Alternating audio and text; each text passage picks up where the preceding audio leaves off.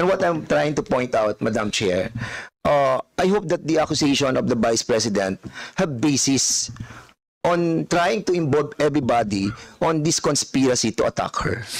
Then suddenly we will be a part of this conspiracy or a collective action that will be taken against. I did not say tumatawa kayo. Number 2, I did not say attack by the committee. Number 3, I did not say collective action.